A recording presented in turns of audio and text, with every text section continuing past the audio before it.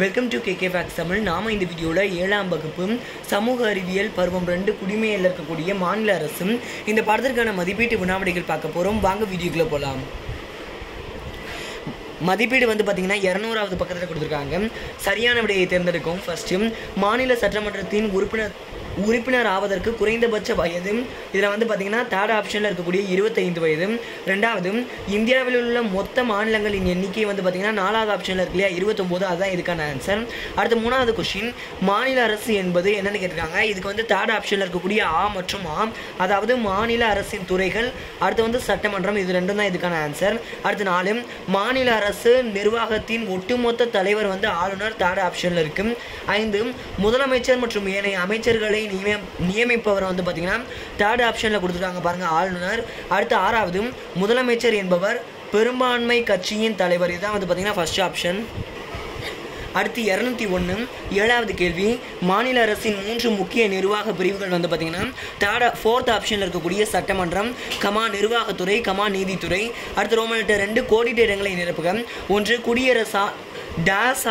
ஆளுநர் நியமிக்கப்படுகிறார், குடியரசுத் தலைவர். 2, சட்டமன்றத்தின் பெரும்பான்மை தலைவர் ஆக நியமிக்கப்படுகிறார், முதலமைச்சர். 3, மாநில அரசின் உச்சபட்ச நிதி அமைப்பு இது பார்த்திங்கன்னா உயர்நீதிமன்றம். அடுத்து 4, சட்டமன்ற உறுப்பினர் என்பதன் விரிவாக்கம், என்பதன் விரிவாக்கம் சட்டமன்ற உறுப்பினர். 5, ஒரு குறிப்பிட்ட பகுதியை சேர்ந்த அனைத்து வாக்காளர்களும் தேர்ந்தெடுக்கப்படுபவர் ஆவார், இது சட்டமன்ற உறுப்பினர்.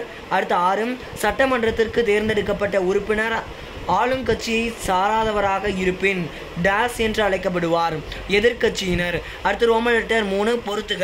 இதில் பார்த்திங்கன்னா சட்டமன்ற உறுப்பினர்கள், ஆளுநர்கள், முதலமைச்சர்கள். அடுத்து யூனியன் பிரதேசங்கள் புனித ஜார்ஜ் கோட்டைன்னு கொடுத்துருக்காங்க. இப்போ சட்டமன்ற உறுப்பினர்கள் அப்படின்னா இதுக்கானது பார்த்திங்கன்னா இங்கே சட்டமன்றம்.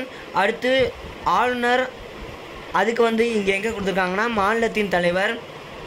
முதலமைச்சர் அப்படின்னா பெரும்பான்மை கட்சியின் தலைவர். அடுத்து யூனியன் பிரதேசங்கள் அப்படின்னா யூனியன் பிரதேசங்களுக்கு இங்கே கொடுத்துருக்கிறது 7. அடுத்து புனித ஜார்ஜ் கோட்டை அப்படிங்கிறது தலைமைச் செயலகம். இதுக்கான நம்பர் 54213ங்கிறது. ரோமன் 4, கீழ்காணும் வாக்கியங்களில் சரியானவற்றை டிக் செய்யவும். 1, கீழ்காணும் வாக்கியங்களில் தவறானவைன்னு கொடுத்துருக்காங்க. இதில் 2வது ஆப்ஷனில் இருக்குது பாருங்கள், 25 வயது நிரம்பியவராக இருத்தல் வேண்டும். இதுதான் பார்த்திங்கன்னா இதுக்கான ஆன்சர். 2வது, கீழ்காணும் வாக்கியங்கள் சரியா தவறா என்பதை ஆராய்க. ஃபஸ்ட்டு, அரசு செயல்படுவதற்கு சட்டமன்ற உறுப்பினர்கள் பொறுப்புடையவர்கள் ஆவார்கள். 2வது, ஆளுங்கட்சி சட்டமன்ற உறுப்பினர்களை சாராத அனைத்து அரசியல் கட்சியை சார்ந்த சட்டமன்ற உறுப்பினர்கள் எதிர்கட்சி உறுப்பினர்கள் என்று அழைக்கப்படுவர். இந்த ரெண்டுமே இதுக்கான ஆன்சர். அடுத்து 3, ஈரவை என்பதற்கு சரியான விளக்கத்தை தேர்ந்தெடும்.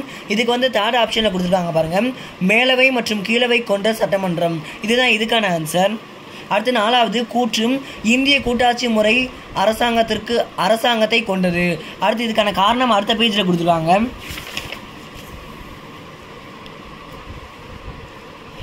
இங்கே காரணம் பார்த்திங்கன்னா இந்திய அரசியலமைப்பின் அதிகாரம் மத்திய மற்றும் மாநில அரசுகளிடையே பகிர்ந்தளிக்கப்பட்டுள்ளது.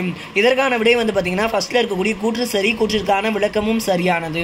அடுத்து ரோமன் லெட்டர் 5, 1 அல்லது 2 வாக்கியங்களில் விடையளிக்கவும். முதல் கேள்வி, மாநில ஆளுநர் ஆவதற்கான தகுதிகள் யாவை? இதற்கான விடை 198வது பக்கத்தில் கொடுத்துருக்காங்க.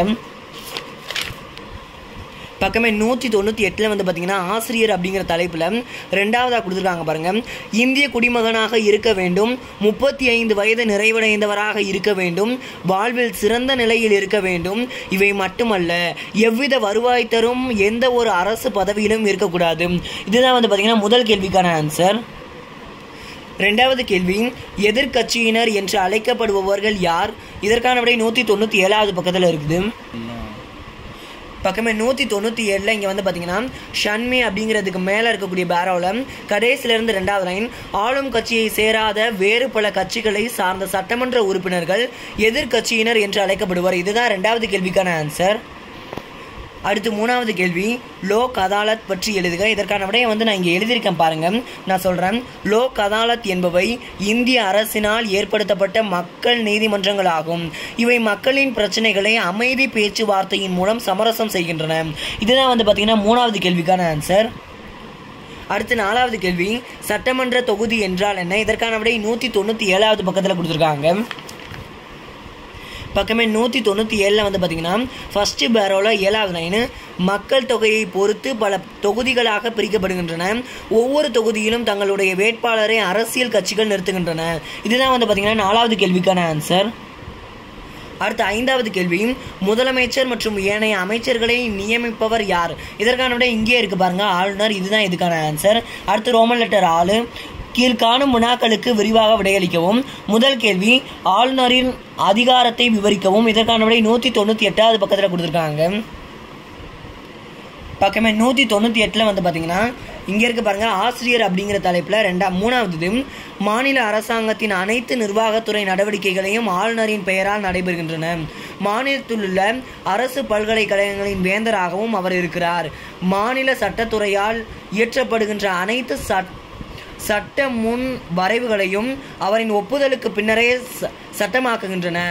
மாநில தலைமை வழக்குரைஞர், மாநில பணியாளர், தேர்வாணையத்தின் தலைவர், உறுப்பினர்கள், மாநில தலைமை தேர்தல் ஆணையர், அரசு பல்கலைக்கழகத்தின் துணை வேந்தர்கள் போன்றவற்றையும் ஆளுநரே நியமிக்கிறார். இதுதான் வந்து பார்த்தீங்கன்னா விரிவான விடையில் 1க்கான ஆன்சர். பக்கமே 202 அடுத்த 2வது கேள்வி, சட்டமன்ற உறுப்பினர் என்பவர் யார்? இதுக்கான விடையை இங்கே கீழே எழுதியிருக்கேன் பாருங்க, அதையும் நான் சொல்கிறேன், அதை பார்த்துக்கோங்க. ஒரு சட்டமன்ற தொகுதியில் நடைபெறும் பொது தேர்தலில் அதிக வாக்குகள் அடிப்படையில் மக்களால் தேர்ந்தெடுக்கப்படும் பிரதிநிதியே சட்டமன்ற உறுப்பினர் ஆவார். இதுதான் 2வது கேள்விக்கான ஆன்சர். அடுத்து 3வது கேள்வி இங்கே இருக்கு பாருங்க, முதலமைச்சர் மற்றும் காபினட் அமைச்சர்களின் பணிகள் யாவை? இதற்கான விடை 198 199 கொடுத்துருக்காங்க. பக்கமே 198 வந்து பார்த்தீங்கன்னா இங்கே ஆசிரியருங்கிறதுல 2வது பேரோ, அதில் மாநில அப்படிங்கிறதுக்கு கீழே பாருங்கள், மாநில நிர்வாகத்துறையின் உண்மையான தலைவராக முதலமைச்சர் செயல்படுகிறார். முதலமைச்சர் தனது அமைச்சர்களுக்கு இலாக்களை ஒதுக்கீடு செய்கிறார். மேலே கொடுத்துருக்காங்க பாருங்கள்,